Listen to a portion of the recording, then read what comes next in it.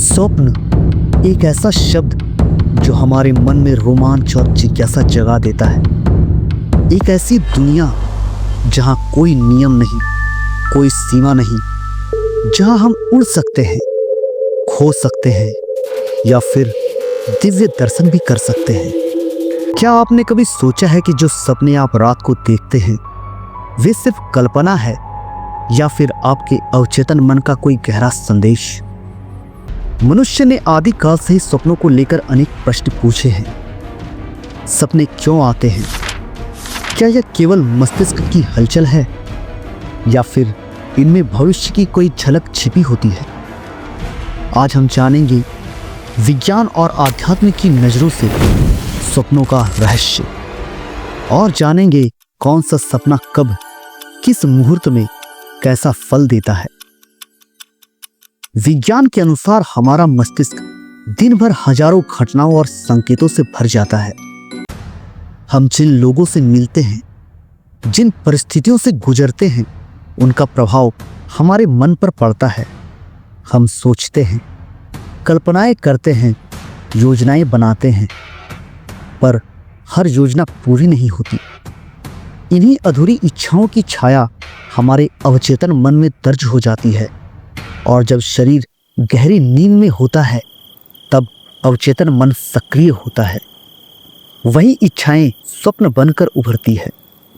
विज्ञान कहता है जब हम गहरी नींद में होते हैं, खासकर रैम यानी रैपिड आई मूवमेंट अवस्था में, तब मस्तिष्क बहुत सक्रिय होता है। दिन भर की बातें, इच्छाएं और दबे हुए भाव अवचेतन मन में छिपे रहते हैं और रात को सपनों में प्रकट होते हैं। हम जो कह नहीं पाते वही बातें सपनों के माध्यम से व्यक्त होती हैं। रामायण, महाभारत, वेद, पुराण और अन्य ग्रंथों में सपनों को आत्मा की दिव्य अनुभूति माना गया है। ऋषियों का मानना था जब शरीर विश्राम करता है, आत्मा ब्रह्मांड से जुड़ती है और वही अनुभव स्वप्न बनकर प्रकट होते हैं। सपनों में देवी देवताओं के दर्शन या आकाश में उड़ना शुभ संकेत माने जाते हैं। वहीं गिरना, अंधकार या सर्प का दिखना चेतावनी का संकेत हो सकता है। स्वप्न दो प्रकार के होते हैं, एक जो जागृत अवस्था में देखे जाते हैं और दूसरा जो नींद में अवचेतन मन के द्वारा। नींद की अवस्था में हमारी चेतना सीमाओं को लांघ जाती है और वहीं शुरू होती है भविष्य की झलक संकेतों के रूप में। अब्राहम लिंकन ने अपनी मृत्यु से कुछ दिन पहले सपने देखा था जहां उन्होंने खुद को ताबूत में देखा। 9/11 से पहले कई लोगों ने सपनों में इमारतें गिरते हुए देखी थी और कुछ ने तो इसकी रिपोर्ट तक की थी। कई महान आविष्कार भी सपनों से ही आए हैं, जैसे सिलाई मशीन, टेस्ला का करंट जनरेटर या गूगल सर्च इंजन। स्वप्न 3 स्तरों पर कार्य करते हैं। एक तो वे मानसिक अवस्था और प्रवृत्तियों का संकेत देते हैं, दूसरे वे पराभावनाओं के प्रतीक होते हैं और वे समस्याओं को सुलझाने में मदद करते हैं, तीसरे वे आध्यात्मिक चेतना के शिखर तक का मार्ग दिखा सकते हैं। कुछ स्वप्न साधारण होते हैं जिनका हमारे दिनचर्या पर कोई असर नहीं होता, पर कुछ स्वप्न हमारे जीवन पर साक्षात प्रभाव डालते हैं और स्वप्न में देखी गई स्थिति वास्तविक जीवन में घटित होती है जो हमारी जिंदगी बदल सकते हैं। इन संकेतों को समझना ही आत्मज्ञान की ओर पहला कदम है। स्वप्न हमारे मन का आईना है, पर क्या आप जानते हैं कि स्वप्न कब देखें और किस तिथि को देखें, इसका भी गहरा महत्व होता है। आइए जानते हैं शास्त्रों के अनुसार समय और तिथि के अनुसार स्वप्नों का फल। दिन में देखे गए स्वप्न, तनाव या बीमारी की स्थिति में देखे गए स्वप्न आमतौर पर निष्फल होते हैं, मगर यदि आपने एक ही रात में कई स्वप्न देखे तो अंतिम स्वप्न ही फलदायक होता है। रात्रि 3 बजे से सूर्योदय के पूर्व तक देखे गए स्वप्न 7 दिनों के भीतर फलदायक होते हैं। मध्य रात्रि में देखे गए स्वप्न 1 माह में फल देते हैं। मध्य रात्रि से पहले के स्वप्न 1 वर्ष में फल देते हैं। सूर्योदय से ठीक पहले देखे गए स्वप्न, ये स्वप्न तो इतने शक्तिशाली होते हैं कि तुरंत फल देने लगते हैं। अब बात करते हैं स्वप्न की तिथि की। शुक्ल पक्ष की षष्ठी, सप्तमी, अष्टमी, नवमी और दशमी तथा कृष्ण पक्ष की सप्तमी और चतुर्दशी को दिखने वाले स्वप्न शीघ्र फल देने वाले होते हैं। पूर्णिमा को देखे गए स्वप्न, इनका फल निश्चित होता है।